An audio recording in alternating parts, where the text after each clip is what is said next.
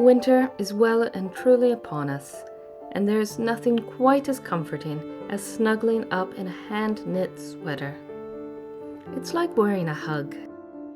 Alas, it's been over a decade since arthritis took knitting away from me, but this winter I can finally do something about that.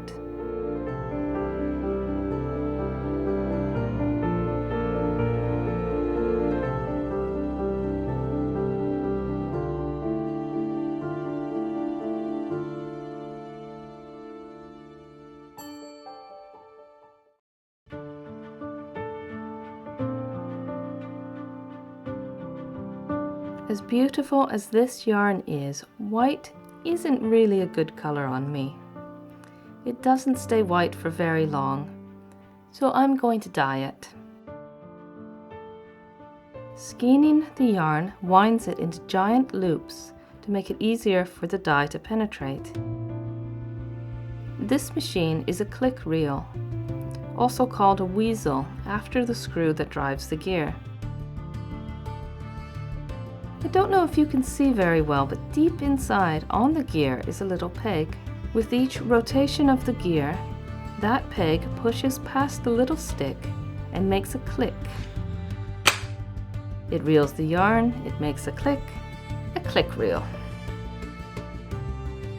Each click measures 80 yards of yarn. For this weight of yarn, 480 yards gives me just over 100 grams.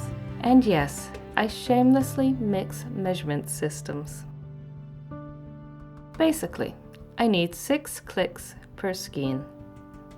To count these clicks, I use my magic beans.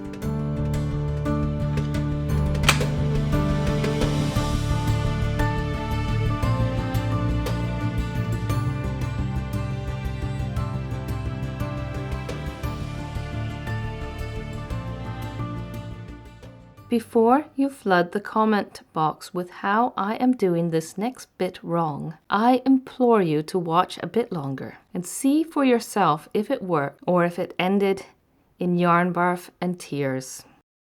For those of you blissfully unfamiliar with dye lore, this is a self-tied skein. It is also the #1 sin of handling yarn. I take the end of the yarn, unwind it 1 revolution. From here, I do a half hitch at each quarter, being careful to keep the cross on the outside of the skein. Oh yes, skeins have an inside and an outside.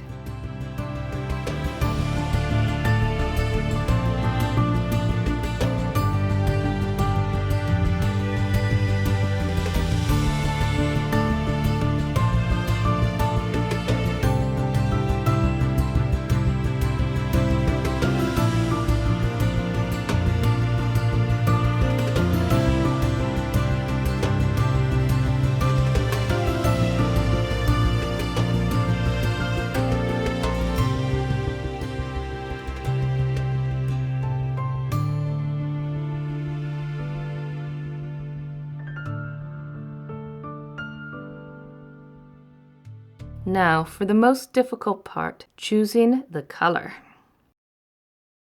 As I'm building my capsule wardrobe around my favorite item of clothing, all things must go well with this skirt.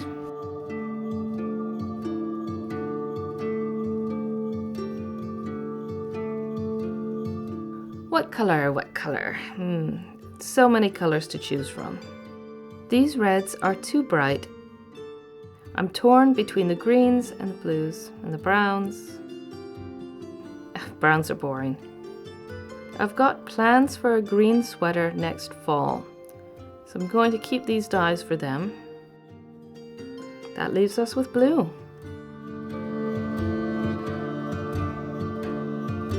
I'm going to soak the yarn overnight for once, because this will help the yarn absorb the color better, and hope that tomorrow's weather is clement. Cock-a-doodle-doo! Good morning, Nemesis. Dyeing. I know you and I don't get on, but today we shall ignore the instructions as per usual and hope for the best. As I don't have a pot big enough for this much yarn to move around freely in the dye bath, I'm going to try a variation of one pot rainbow dyeing. Besides, if I wanted a solid color, I would just buy the yarn. 1 kilo of wool takes about 10 grams of this dye to make a nice intense color.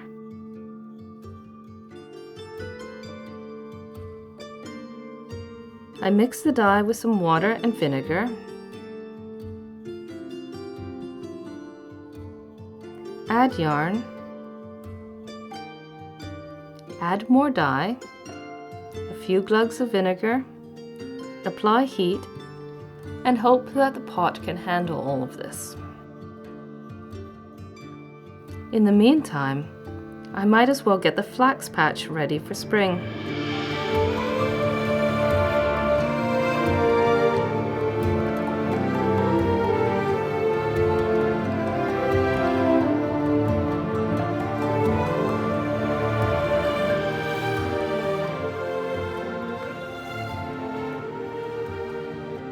I will know when the dye is finished when the water is clear.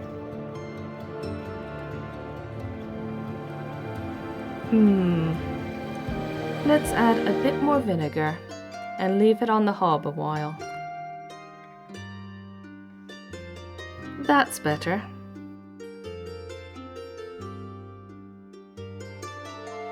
Now, for a vigorous wash, because I would rather excess dye wash out now than after the sweater is knit.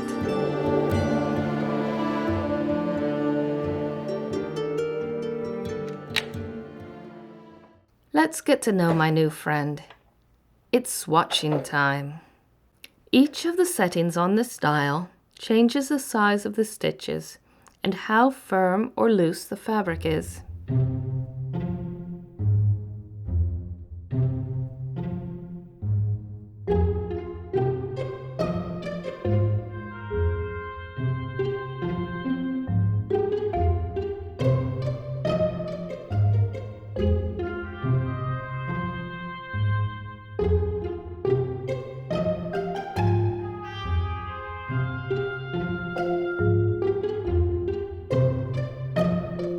This little bit is called a yarn over.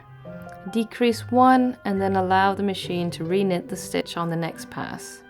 They make little holes, and the number of holes remind me which number on the dial I used once the swatch is washed and blocked. I'm counting the stitches over a 2-inch space, then dividing by half, same with the rows. This will give me the stitches and rows per inch, which I can plug into the recipe along with my measurements.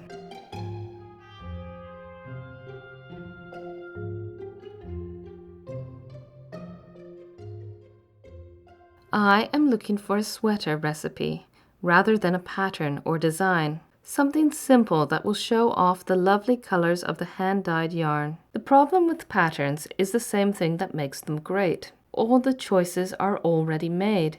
What I really need is a sweater recipe where I can take my personal measurements and the gauge my yarn wants to be, plug them into some formulas, and cook up my own custom pattern. I'm working with some notes from a class that a friend took many years ago. I'll put the name of the instructor of the class in the description box, along with the yarn and dye details.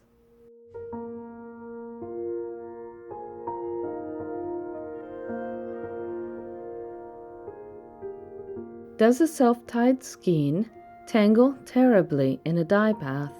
Have a look.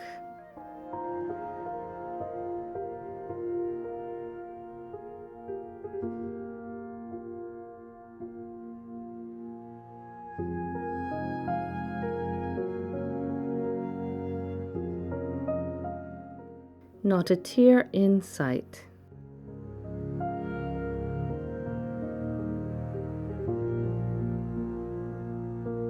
Okay, so I just remembered that dyeing can dramatically alter the way that yarn behaves. Something to do with heat and water and whatever.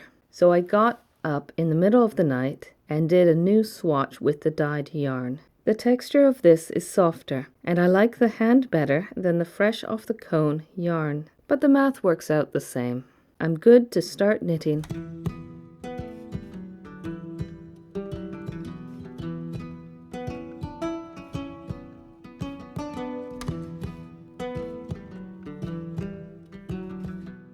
I cast on with waste yarn.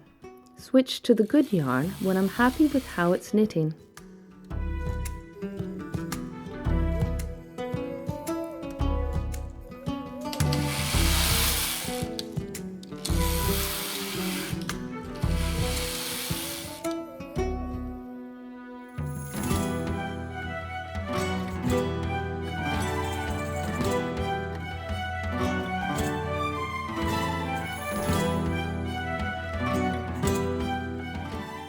I'm just going to do a fold over hem so I don't need to learn ribbing. So I take the start of the stitches and I hang them off the needles, adjust the dial to the body gauge, and start knitting.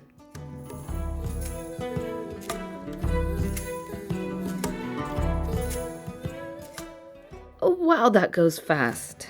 The manual says I should be able to knit 30 rows per minute. That's 2 seconds per row. Wowzers.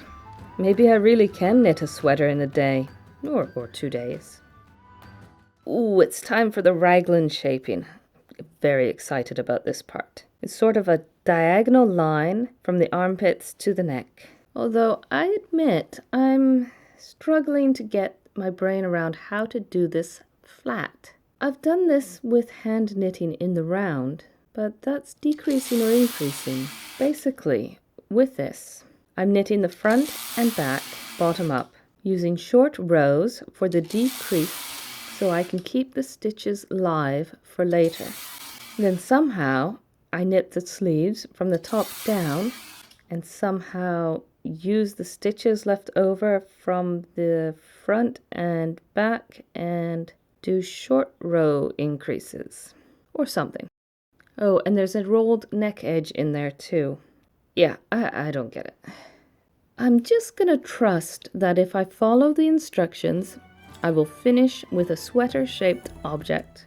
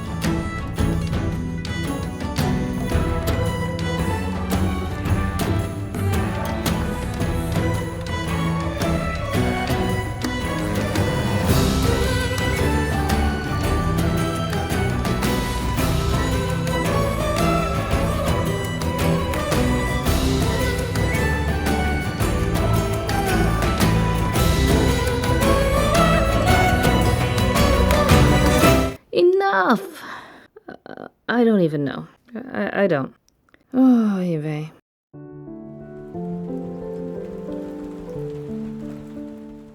I had a friend check out the machine and that it's in working order. Even the sponge bar, whatever that is in great shape. I think it's knitter's error, and I don't really want to tell you how many weeks this has taken, except to say I could have easily knit this by hand by now.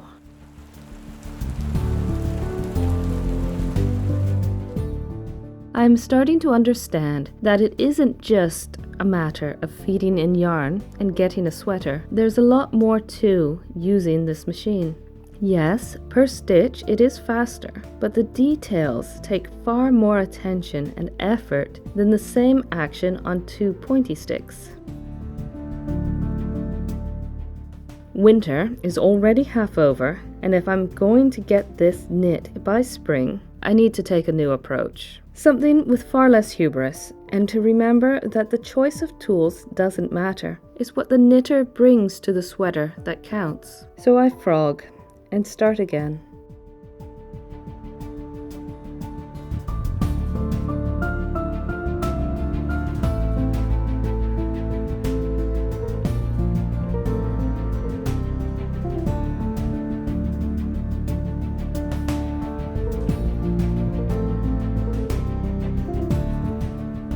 Things are going so much better now that I am actively participating instead of passing the carriage back and forth while hoping for the best. The front is knit like the back, only with each side of the V-neck is worked separately.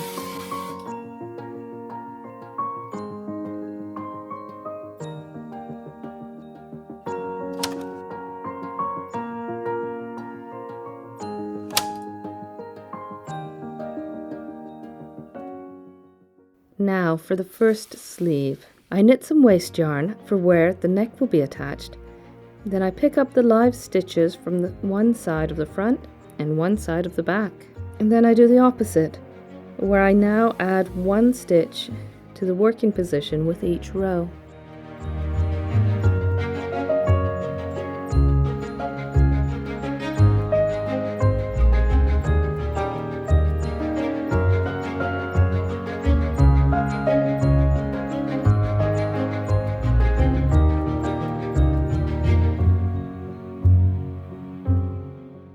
Ooh, it's starting to look like a sweater.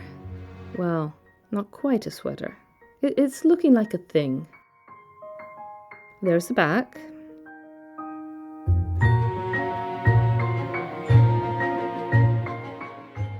There's a front.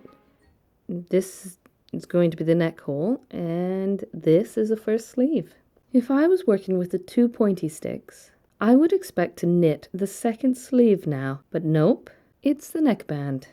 I'm doing a fold over thing like the hem, and I knit it in two sections, from the V to the far shoulder, and from there back to the V. Once that's done, I can pick up the stitches and knit the second sleeve.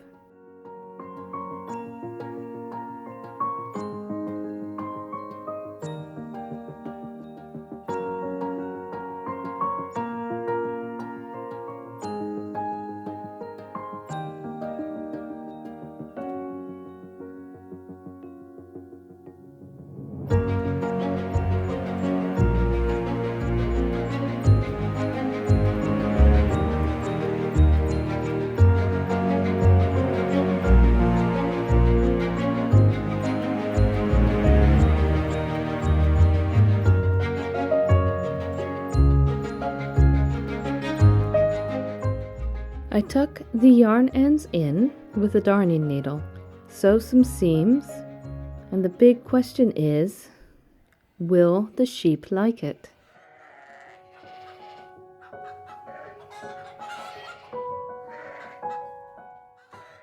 Okay, there are some fit issues, and I expected it.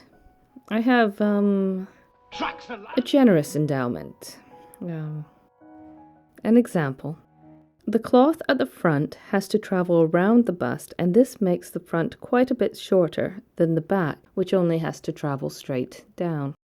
Since sweater math is based on the largest width, and I took mine at the bust, the shoulders and necks are much lower than I would have liked. The whole thing hangs like a bag. A beautiful bag, but a bag.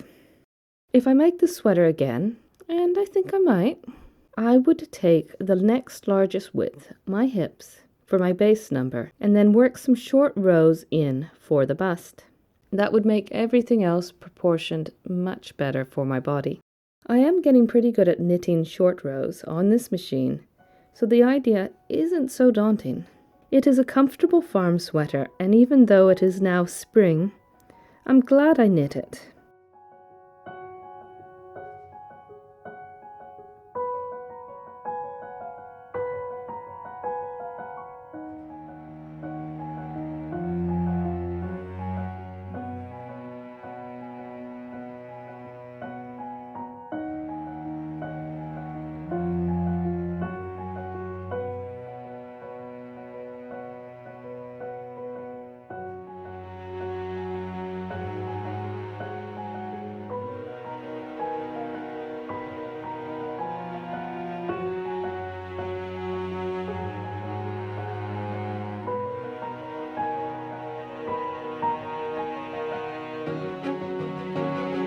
Bye.